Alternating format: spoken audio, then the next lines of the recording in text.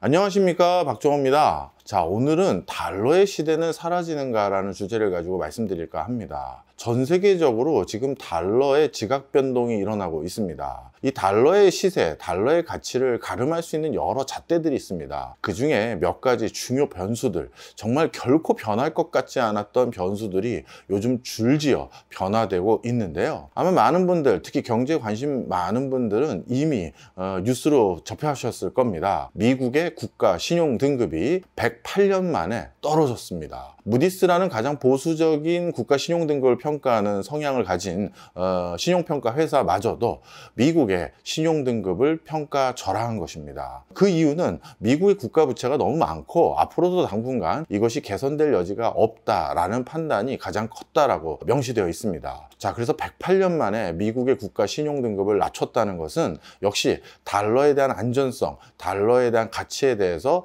나름대로 의구심을 가지기 시작했다라고 평가할 수 있을 겁니다. 두 번째는 많은 국가에 더 정확히 말하면요, 중앙은행에서 국부를 저장 관리하는 수단으로 달러 내지 미 국채의 비중이 변화되고 있다는 것입니다. 물론 이 부분에는 단순히 달러 가치 자체에 대한 의구심에만 기인한 것이 아니라 미중 패권 갈등으로 인해서 야기된 부분이 분명 중첩되어 있긴 합니다. 그럼에도 불구하고 주목할 것은 바로 미 국채를 보유하고자 하는 의지가 희석돼가는 모습들이 목격되고 있다는 점입니다. 이런 기조를 가장 먼저 견인하고 있는 국가는 단연코 중국입니다. 중국은 미중 패권 갈등이 점점 심화되고 미국과의 통상 협상에 있어서 본인들이 위협적인 요소를 가지고 있다는 것을 제시하기 위해서 최근 들어서 미 국채를 대거 매도하기 시작했습니다. 그리고 그 매도하는 추세를 앞으로도 언제든지 우리가 미 국채 시장을 흔들어낼 수 있을 만큼 우리는 과감하게 매도할 생각이 있다는 시그널을 연이어 보여주고 있는데요. 그것을 확인할 수 있는 대목이 바로 전 세계에서 미 국채를 가장 많이 가지고 있는 국가에 서열이 바뀌었다는 점이 아주 주목할 부분입니다. 전 세계에서 미 국채를 가장 많이 가지고 있는 국가 1등은 당연히 일본이고요. 그 다음에 2등이 중국입니다. 그리고 3등이 영국입니다. 물론 영국 통계에 대해서는 조금 달리 해석해야 될 부분도 있습니다. 영국의 영랑은행이라고 하죠. 영국의 중앙은행이 보유하고 있는 미 국채의 양은 중국 정부가 보유하고 있는 국채 양보다 적은 것은 맞습니다. 하지만 영국의 금융 시스템이라는 건 미국보다 사실상 더 글로벌 네트워크를 가지고 있거든요. 미국의 월가라고 하는 것은 사실 전 세계에 의미 있는 회사들, 또 의미 있는 회사채, 또 의미 있는 시장이 사실 미국 내에 대부분 있기 때문에 미국 밖의 시장에 크게 주목도가 많지는 않습니다. 물론 전혀 투자를 안 하는 건 아닙니다만 미국 내에 워낙 알토란 같은 회사들과 투자처가 있기 때문에 굳이 미국 밖으로 많은 시각을 돌릴 필요가 없어요. 그래서 월가는 의외로 도메스틱, 국내 비중이 높은 편인데요. 그런데 영국은 예전에 대영 제국 시절부터 동인도 회사 시절까지 진짜 글로벌 경영을 해왔던 그런 경험과 네트워크를 아직도 가지고 있기 때문에 진짜 글로벌 금융의 허브는 사실 뉴욕이 아니라 어떤 의미에선 런던이라고 할 수 있습니다. 그러다 보니까 런던에는요, 여러 민간 부분에서도 미 국채를 대거 보유하고 있는 비율이 생각보다 높습니다. 따라서 영국 정부가 보유하고 있는 미 국채에다가 영국 런던을 중심으로 한 금융시장에서 보유하고 있는 미 국채를 합치면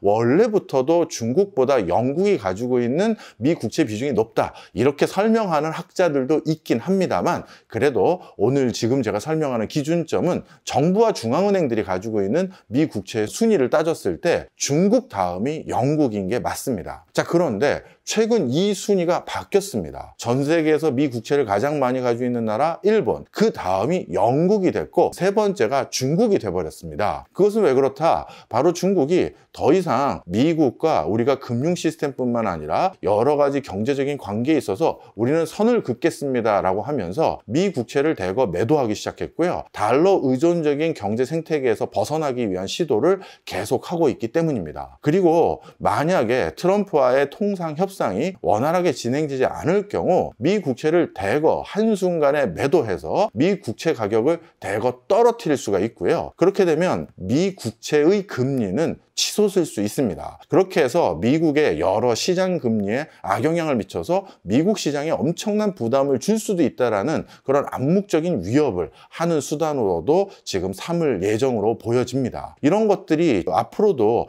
야, 그러면 진짜 중국이 미 국채를 대거 매도하는 거 아니야? 라는 시장의 우려들이 높아지면서 이러면 미 국채 가격 급격히 떨어지는 거 아니야? 라는 우려들까지 같이 섞여나게 되겠죠. 그래서 지금 많은 주요 국가의 중앙은행들은 이러다가 미 국채에 지금 투자했다가 나중에 미 국채 가격 떨어져서 큰 손실을 볼 수 있으니 우리가 이제는 미 국채가 아닌 다른 나라의 국채를 좀 사둡시다 라는 움직임이 높아지기 시작했습니다. 그래서 최근 의외로 국제금융시장에서 각광을 받기 시작했던 게 독일 국채입니다. 독일은 나름대로 경제 펀더멘탈이 굉장히 안정적이고요. 물론 유럽에서의 종주국 역할을 하고 있기 때문에 실질적으로 독일 국채를 산다는 건 EU의 국채, 유로존의 국채를 사는 걸로 간주되고 있습니다. 물론 아니 교수님, 유로존, EU 자체의 채권도 있다고 들었는데 그걸 사지 왜 독일 국채를 삽니까? 이렇게 질문하시는 분들도 계실 텐데요. EU 공동으로 발행하는 채권도 있긴 합니다만 아직 그 규모가 시장에 대거 유통될 수 있는 수준만큼은 아닙니다. 그래서 시장에서 수시로 사고 팔고 할 수 있는, 즉 거래가 원만하게 수반될 수 있는 국채는 유럽 중에서는 독일 국채가 가장 안정적이다라고 평가받고 있는 게 사실입니다. 그래서 미 달러를 기반으로 한 미 국채의 비중을 조금이라도 낮추는 과정에서 다른 걸 좀 사놔야겠다 해서 독일 국채를 사는 분위기가 좀 늘었고요. 그리고 엔화를 기반으로 해서 엔화를 사둔다든가 일본 채권을 사려는 움직임도 같이 높아지고 있습니다. 바로 이처럼 시장 전반에 미국 채권에 대한 관심도가 요즘 많이 떨어지고 있다는 것이 또 주목될 부분입니다. 이것 때문에 우리 원화를 비롯해서 다른 여타 신흥국들 화폐 가치가 대거 올라가는 그런 일들도 요즘 전개되고 있다, 이렇게 보시면 되겠죠. 그리고 또 한 가지 주목할 만한 변화는 단기 국채 시장과 장기 미국채 시장의 변화입니다. 최근 들어서 장기 미국의 채권, 장기 미국의 경제 펀더멘탈에 대한 우려가 높아지면서 미국의 장기 채권에 대한 관심도가 많이 줄어들게 됐습니다. 그래서 지금 시장의 분위기는요, 미국의 장기 채권은 팔고 미국의 단기 채권을 사는 걸로 포트폴리오를 바꾸는 분위기가 또 있습니다. 즉 독일 채권이나 일본 채권이나 엔화나 이런 것들을 사기보다는 그래도 미국이잖아. 그런데 미국의 장기 채권을 사기에는 20년 뒤에 30년 뒤에 미국의 위상, 이거 갸우뚱된데, 그래서 단기 채권으로 바꿔놓고 당분간은 좀 관망을 해보자, 이런 분위기가 생긴 겁니다. 그래서 만기가 단기에 도래하는 미국 단기 국채 시장은 오히려 화랑이라서 단기 국채 가격은 올랐고요, 장기 국채 가격은 떨어지고 있는 게 지금의 또 흐름입니다. 자, 그렇다면 이런 내용을 모두 다 종합했었을 때 사람들이 이제 정말 달러가 아닌 것들에 대한 지속적인 관심을 높이고 있네 라는 사실을 우리가 확인할 수 있습니다. 또 그 중심의 하나가 바로 금이죠. 금이 사상 최고 그 가치를 갱신했고요. 여전히 견주한 시세로 올라가고 있는 상황입니다. 저도 여러 유튜브 채널에서 최근 한 몇 개월 동안 금 시세에 대해서 계속 관심을 가져야 된다라고 말씀을 드렸습니다만, 그 사이에 또 올라가고 있는 게 최근의 금의 흐름입니다. 하지만 이제는 많은 국가의 중앙은행들이 금을 통해서 국부를 저장 관리하기에는 금의 시세가 부담될 정도로 많이 올라온 것도 있고요. 그리고 국부를 저장 관리하는 데 있어서 금의 비중이 생각보다 이제 높아진 국가들이 많이 있습니다. 이 때문에 지금은 이제 금에 대한 매수세가 예전보다는 조금은 줄어들 것으로 보여져서 금 가치의 상승세는 예전만큼 견조한 상승세가 계속 유지될 것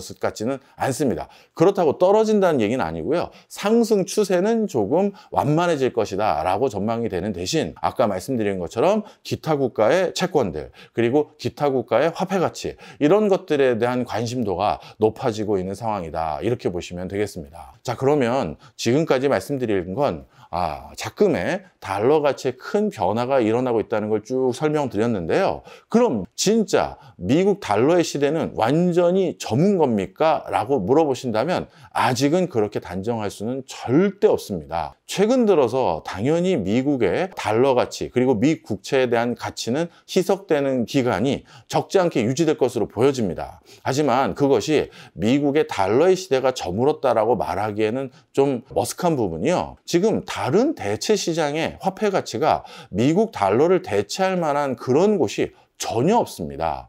사실 중국의 위안화를 말씀하시는 분들이 많은데요. 또 유로화라든가 그 밖에 다른 나라 화폐들을 얘기하시는 분들이 많은데 중국의 위안화 가치가 올라가는 만큼 사실 엔화와 유로화의 가치가 그동안 희석돼 왔습니다. 어찌 보면 국제 경제에서 유럽과 일본이 차지하던 위상을 일부 중국이 가져가면서 그와 함께 유로화의 가치, 엔화의 가치에 대한 공고한 안전성이 약간 약화되고 그에 반대돼서 위안화의 안전성이 높아져 왔다. 이렇게 보셔도 됩니다. 그렇다면 정말 위안화는 달러를 대체할 수 있을까라고 했었을 때 사실 다음에 언제 한번 저도 설명을 드릴 예정이긴 합니다만 중국 시장도 요즘 그렇게 안정도가 높다라고 할 수가 없습니다. 중국의 국가 부채도 사실 턱 밑까지 차오르고 있는 상황이고요. 국가도 중국의 이제 인구 구조도 그 어느 나라 못지않게 빠르게 초고령 사회로 진입하고 있습니다.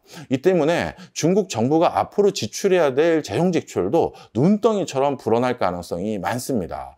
이런 상황에서 중국의 정부의 재정 건전성에 대한 우려도 슬슬 적신호가 켜져가고 있는 상황에서 위안화 가치에 대해서 많은 사람들이 달러 가치 이상의 또는 달러 가치에 준하는 형태의 안전성을 기한다 이렇게 보기가 어렵고요. 심지어 최근에는 중국의 여러 신산업들을 육성하기 위해서 정말 무차별적으로 지원해왔던 중국 정부가 도저히 우리가 이런 식으로 지원하고 보조금 주는 건 답이 안 나온다는 판단 아래 중국의 자동차 회사는 민간 자동차 회사 2개, 국공영 자동차 회사 5개 해서 총 7개를 제외하고는 나머지 20몇 개는 망하도록 우리는 구조조정하겠다 이미 발표를 해버렸고요. 다른 인더스트리에서도 비슷한 수준의 논조를 계속해 가고 있는 상황입니다. 즉 모든 기업들을 다 지원하는 이 무차별적인 지원은 이제 더 이상 감내하기 어렵다라는 걸 스스로 자인했다라고 할 수가 있거든요. 이 얘기는 달리 말하면 그만큼 중국 정부도 재정에 대해서 부담을 많이 느끼고 있는 상황이 됐다 이렇게 보시면 되겠습니다. 결국 달러의 시대가 저물다는 것은 달러 역할을 누군가가 대체해야 되는데 누가 혼자 대체할 수 없다면 어느 군집이 대체해야 되는데 그럴 수 있는 대항마가 아직은 보이지 않습니다. 그래서 당분간 국제금융시장에서는요. 달러의 가장 큰 가중치를 뒀던 분위기에서 달러 가중치를 조금 줄이고 다른 자산 가치의 비중을 다양하게 구비하는 형태로 변화되지 않을까 이렇게 생각을 합니다. 그래서 우리나라 이제 환율 때도요. 1,300원대에 안착할, 물론 1,300원대 초반까지는 아니고요. 중후반에 안착할 가능성이 높다라고 저는 이제 전망을 하고 있는 상황입니다. 오늘 국제적으로 변화되고 있는 달러의 기조 한번 말씀드렸고요. 이걸 통해서 환율도 나름대로 어떻게 바라보시면 좋지 않을까 설명해 봤습니다. 다음에 또 다른 주제 가지고 또 인사드리겠습니다. 고맙습니다.